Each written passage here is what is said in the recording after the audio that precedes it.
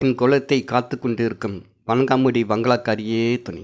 எல்லாம் வல்ல என் அப்பன் சிவனே போற்றி, என் தாய் பராசக்தியே போற்றி, என்னை வாழ வைத்து கொண்டு இருக்கும் கண்ணக்கம்பட்டி அப்பாவே சரணம். ஈஸ்வரா, இன்று நாம் எந்த விஷயத்தை பற்றி பார்க்க போகிறோம் அப்படின்னா, நாம் ஏற்கனவே இந்த விளக்குகளை யார் ஏற்ற வேண்டும், எப்படி ஏற்ற வேண்டும், அதன் பயன்கள் என்ன அப்படின்றத பற்றி ஏற்கனவே ஒரு வீடியோ பேசியிருக்கிறோம். அந்த வீடியோவில் சொல்லப்படாத சில விஷயங்கள் இது இரண்டாம் பாகமாக இதில் இடம்பெறும். அதற்கு முன்பு என் உடன்பெறா தம்பியாக இருக்கக்கூடிய சிவசங்கர் அவர்கள் என்னுடைய நட்புக்கூடியவர். இவர் மலேசியாவில் இருக்கிறாப்புல. அவருடைய நண்பர்கள் எல்லோரும் சேர்ந்து சென்ற தீபாவளிக்கு எனக்கு பணம் உதவிகள் செய்து ஆதரித்தார்கள். இதை ஏன் தங்களிடம் பகிர்ந்து கொள்கிறேன் அப்படின்னா, நிகழ்ச்சியை பார்த்து கொண்டு இருக்கக்கூடிய என் அன்பு நண்பர்கள் இவர்கள் போன்று இன்னும் எண்ணற்ற நண்பர்கள் இந்த உலகம் முழுவதும் நிரம்பி இருக்கிறார்கள்.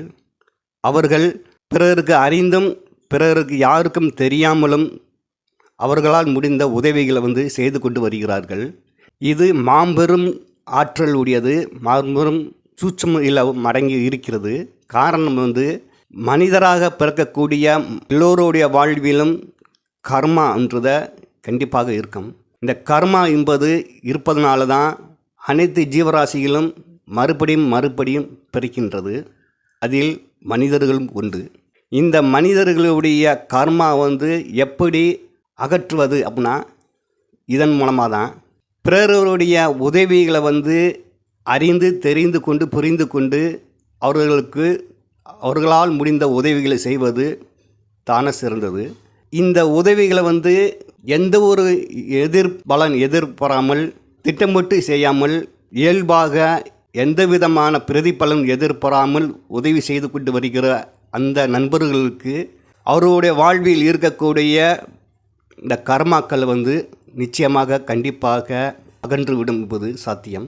இந்த உதவிகளை இந்த பண உதவியில் மட்டுமல்ல, அவர்களால் முடிந்தது பொருளாக, பணமாக, உணவாக, உடையாக, பிறர் அவருடைய கண்களுக்கு எதிர்படக்கூடிய நண்பர்கள் இந்த உலகில் ஆதரவற்ற எதுவும் உதவியற்ற நிலையில் காணப்படுவார்கள். அவர்களுக்கு அவர்களால் முடிந்த உதவிகளை செய்து கொண்டு வாருங்கள்.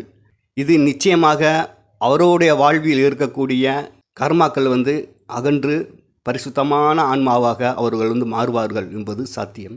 என்னை தேடி வரக்கூடிய அன்பு நண்பர்களிடமும் இதை பற்றி தான் அதிகமாக சொல்வேன். இது ஒரு பரிகாரமாக செய்யாமல், தாங்கள் எந்த ஒரு எதிர்பார்ப்பும் இல்லாமல் இயல்பாக உங்களுடைய கண்களில் படக்கூடிய நண்பர்கள், ஆதரவற்ற மனிதர்கள் இந்த உலகில் கோயில் குளங்கள், ரோடு கரைகள் இருப்பார்கள். அவர்களுக்கு உணவு அல்லது உடைகள் அல்லது ஏழை குடும்பத்தில் இருக்கக்கூடிய நண்பர்கள் பொருளாதார சூழ்நிலை இல்லாமல் இருப்பார்கள். ஒரு ஏழை பெண்கள் இருப்பார்கள்.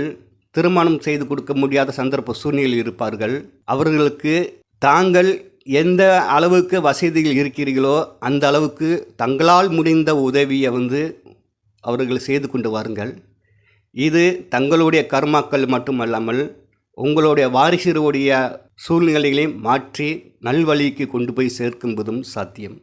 ஆகையாதான் இந்த உடன்பெறாத நண்பர்களாக இருக்கக்கூடிய தம்பிகள் எனக்கு எந்த விதமான எதிர்பார்ப்புகளும் இல்லாமல் வற்புறுத்தி இந்த பண உதவிகள் செய்தார்கள்.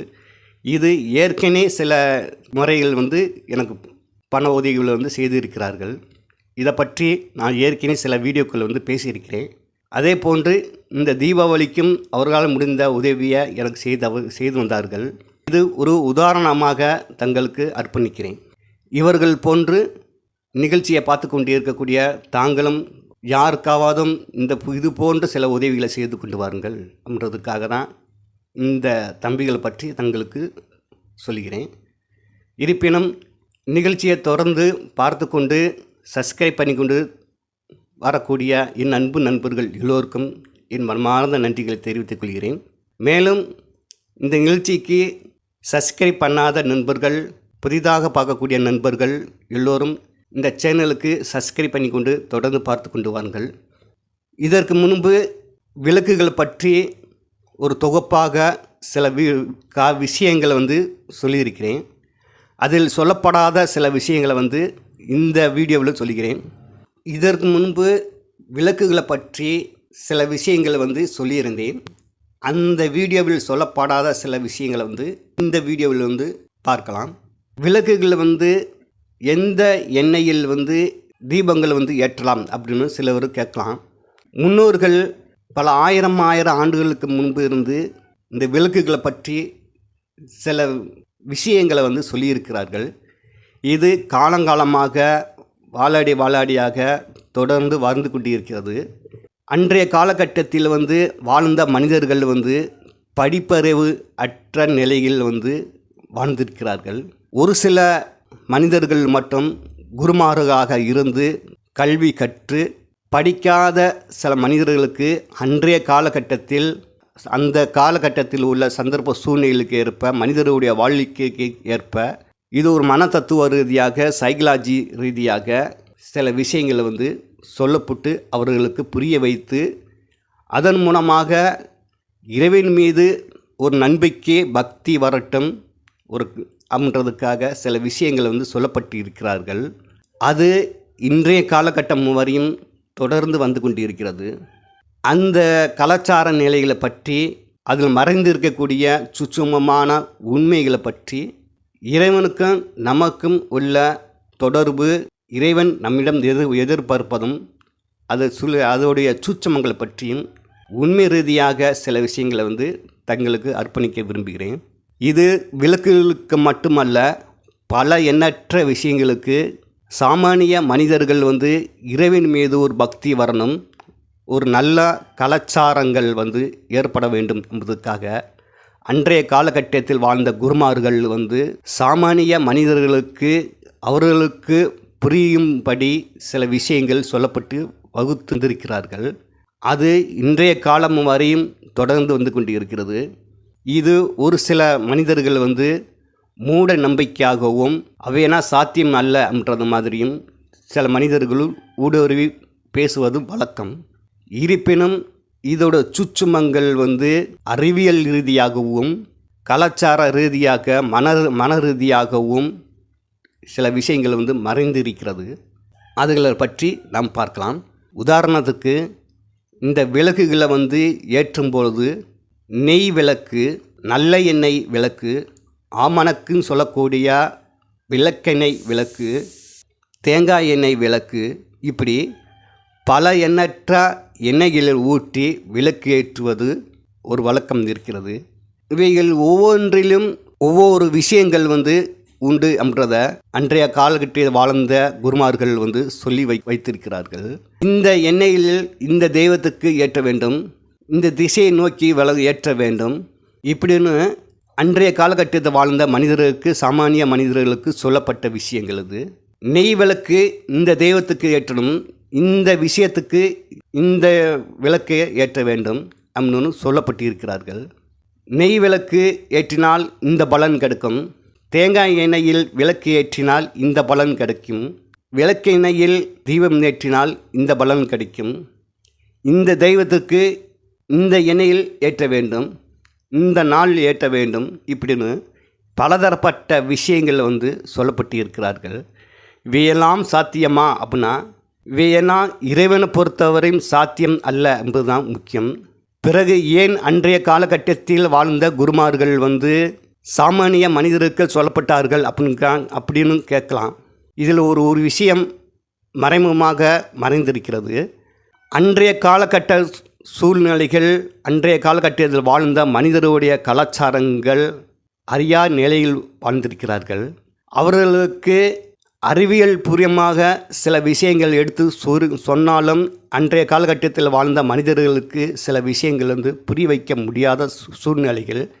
இதை அன்றைய காலகட்டத்தில் வாழ்ந்த குருமார்கள் அறிந்திருக்கிறார்கள். இன்றைய காலகட்டத்தில் படித்த சில மனிதர்களுக்கே சில விஷயங்கள் புரிய மாட்டேங்கிறது. ஆகையால் இறைவன் மீது ஒரு விஷயத்தை வைத்து இறைவன் மீது ஒரு பக்தி ரீதியாக சில விஷயங்கள் சொன்னோம்னால் அது அன்றைய காலகட்டத்தில் வாழ்ந்த மனிதர்களுக்கு மட்டுமல்லாமல் இன்றைய காலகட்டத்தில் வாழக்கூடிய மனிதர்களுக்கும் அது சாத்தியமாக இருந்திருக்கிறது. ஆகையாதான் அன்றைய காலகட்டத்தில் வாழ்ந்த குருமார்கள் இறைவனை மையமாக வைத்து சில விஷயங்களை சொல்லப்பட்டு வகுத்து கொண்டு வந்திருக்கிறார்கள்.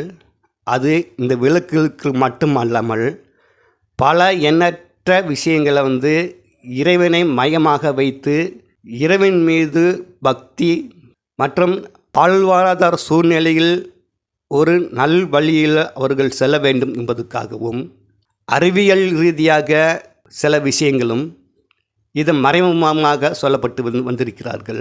ஆகையால் தான் ஒவ்வொரு தெய்வங்களுக்கும் இந்த மாதிரியான விளக்குகளை ஏற்ற வேண்டும், இந்த எண்ணெயில் ஏற்றுங்கள் இப்படின்னு சில விஷயங்கள் சொல்லப்பட்டு இருக்கிறார்கள். நெய்யில் விளக்கேற்றினால் அதற்கு இறைவனுக்கு பிடிக்குமா இல்லையா என்றது சாத்தியமல்ல. விளக்கெண்ணெயில் இந்த தெய்வத்துக்கு விளக்கேற்றினால் இந்த தெய்வத்துக்கு தெய்வத்தோடைய பக்தி கிடைக்கும் என்பதும் சாத்தியமல்ல. விளக்கெண்ணெய் வேப்ப எண்ணெயில் இந்த தெய்வத்துக்கு விளக்கேற்றினால் இந்த பலன் கிடைக்கும் என்பதும் சாத்தியமல்ல. இப்படி ஒவ்வொரு தெய்வங்களுக்கும் ஒவ்வொரு எண்ணெய்கள் மூலமாக விளக்கு ஏற்றினால் இறைவனுக்கு பிடிக்குமா இல்லையா என்பது சாத்தியமல்ல. ஆனால் அதில் மறைமுகமாக சொல்லப்பட்ட அறிவியல் ரீதியாக சில விஷயங்கள் மறைந்திருக்கிறது என்பதுதான் சாத்தியம்.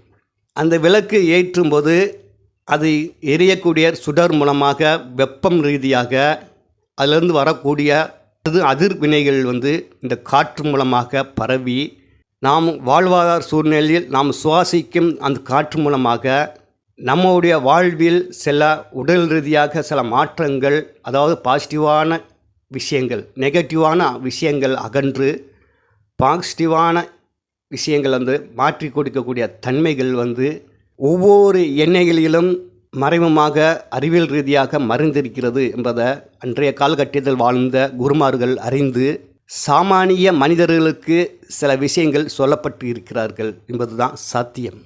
இறைவனை பொறுத்தவரையும் ஒவ்வொரு இறைவனுக்கும் ஒவ்வொரு விதமான விளக்குகள் ஏற்றினால் இறைவனுக்கு பிடிக்கும் என்பது சாத்தியமல்ல. இறைவனை பொறுத்தவரையும் யார் ஒருவர் எந்த விதத்தில் பக்தியை செலுத்தியிருக்கிறார்கள் என்றது தான் மட்டும்தான் பார்ப்பார்கள் தவிர இந்த விளக்கில் இந்த எண்ணெயில் மூலமாக நம்ம இந்த பிரார்த்தனைக்கு இந்த விஷயத்துக்கு இப்படி தான் ஏற்ற வேண்டும் என்பது சாத்தியமல்ல. இது பல எண்ணற்ற மகான்கள், ஞானிகள், யோகிகள், சித்தர்கள் அறிந்த விஷயம்.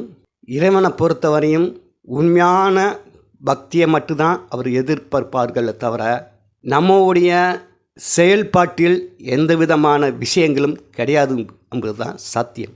இது விளக்குகளுக்கு மட்டுமல்ல, பல எண்ணற்ற வாழ்வாதார சூழ்நிலையில் பலதரப்பட்ட விஷயங்களும் மறைமுகமாக மறைந்திருக்கிறது என்பதுதான் சாத்தியம். உதாரணத்துக்கு விளக்குகளை எடுத்துக்கொண்டால் எலும்புச்சம்பழம் பழத்தில் விளக்கு ஏற்றுவது, தேங்காயில் விளக்கு ஏற்றுவது, ஊமத்தங்காய் காயில் விளக்கு ஏற்றுவது, பூசணிக்காயில் விளக்கு ஏற்றுவது, வில்வக்காய் ஓட்டில் விளக்கு ஏற்றுவது மற்றும் நெய் விளக்கு, ஆமானுக்கு சொல்லக்கூடிய விளக்கெண்ணெயில் விளக்கு ஏற்றுவது, வேப்ப எண்ணெயில் விளக்கு ஏற்றுவது, தேங்காய் எண்ணெயில் விளக்கு ஏற்றுவது, இப்படி பலதரப்பட்ட ஆயில் மூலமாக விளக்கேற்றுவது, இப்படி பலதரப்பட்ட விஷயங்கள் எப்படி ஏற்றினாலும் அவைகள் அனைத்துமே அறிவியல் ரீதியாக சொல்லப்பட்ட விஷயம்தான். அது எந்த ஒரு எண்ணெயில் விளக்கேற்றினாலும் எந்த பொருளை வைத்து விளக்கேற்றினாலும்